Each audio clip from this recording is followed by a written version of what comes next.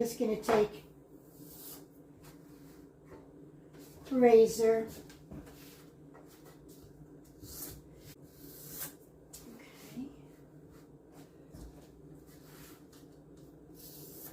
Okay. Now just put it, go ahead and flip it over, and it should pretty much go right in.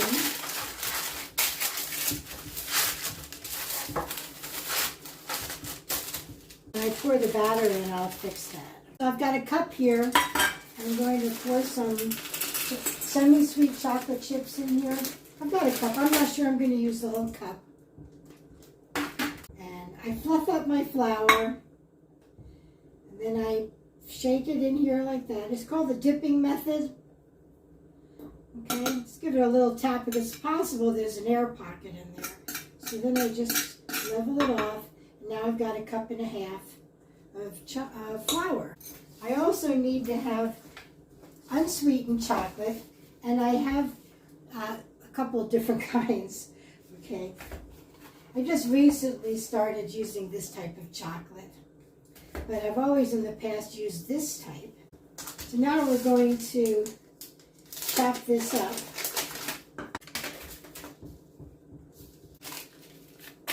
I'm going to go ahead and chop that up.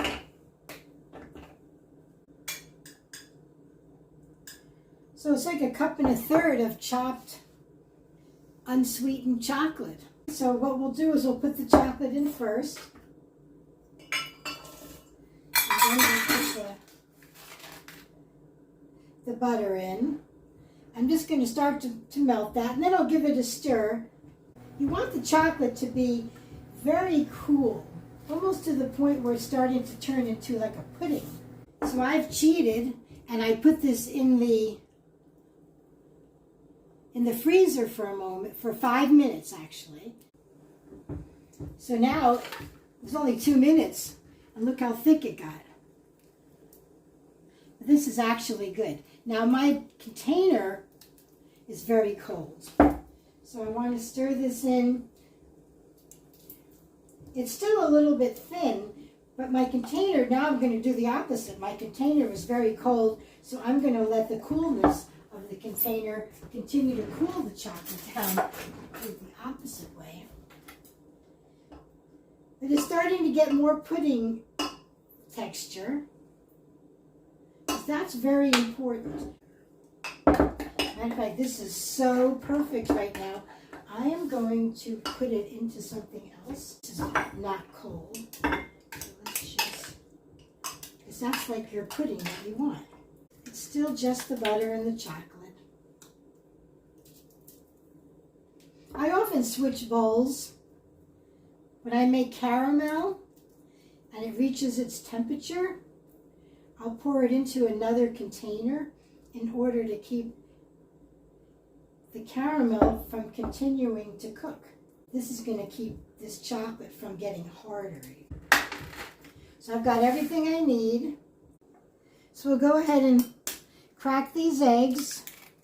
I use this big whip to start with the eggs, and we want to beat the eggs up and slowly add the sugar.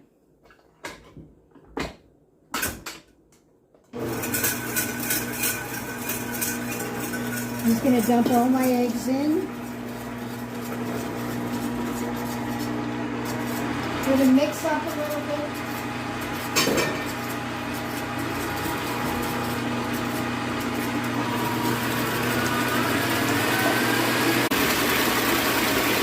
Now I'm going to start to add my sugar slowly.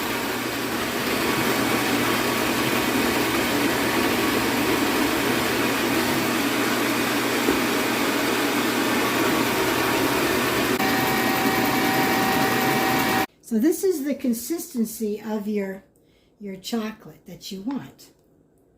All right. So I go ahead and just, you don't have to whip this to death. I just like using that.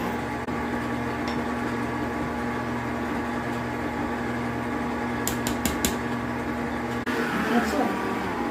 Now the rest of it I'm going to do by hand. The last thing to add is the flour. The 1.5 cups of flour. So I'm going to scrape this down. See how I'm going down under it? I'm going to try to not get all that air out. I'm going to go ahead and add all the flour. I like to add the flour by hand. Just take your time. Be gentle. Go way down because there may be some flour on the bottom. Now you see how thick that batter is? That's important. If your batter is thin, it's most likely because your chocolate was too thin.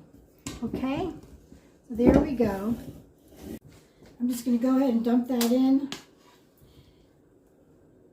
See how that is nice and thick? Oops, you know what I forgot? I forgot to put my chocolate chips in. Oh my God. I'm still going to do some. This can happen. Okay, I didn't put them all in. We'll get them in. It'll be good. Okay. It happens. And it's so good with chocolate chips in.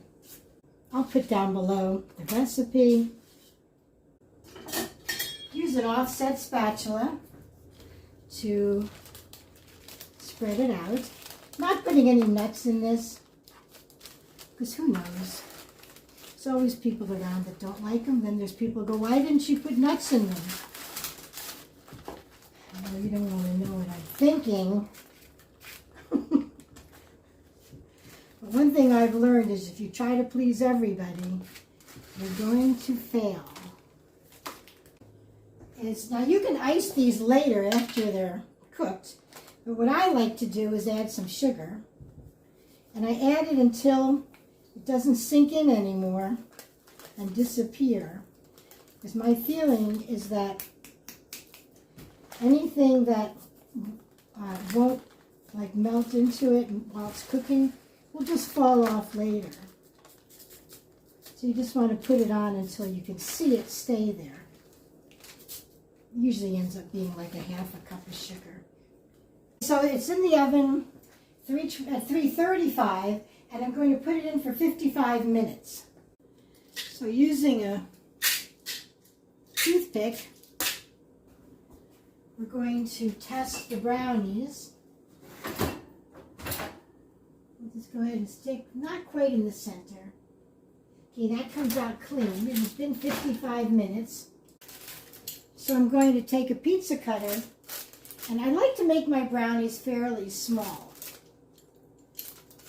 They're pretty rich. So I'm not going to cut all the way through. I'm just going to tap through the crust, the size that I want, just maybe about 1 inch. I'm just going to tap through that crust because later it's going to be a little bit harder. I'll turn it.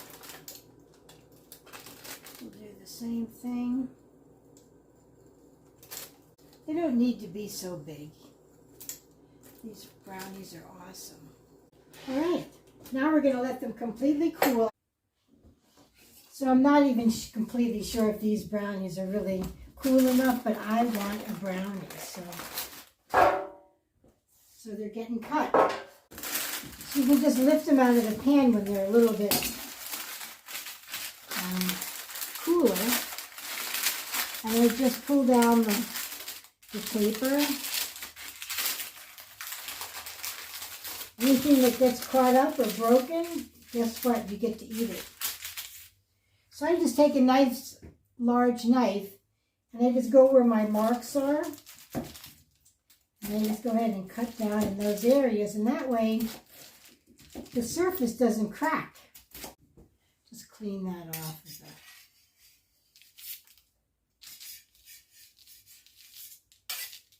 a spatula.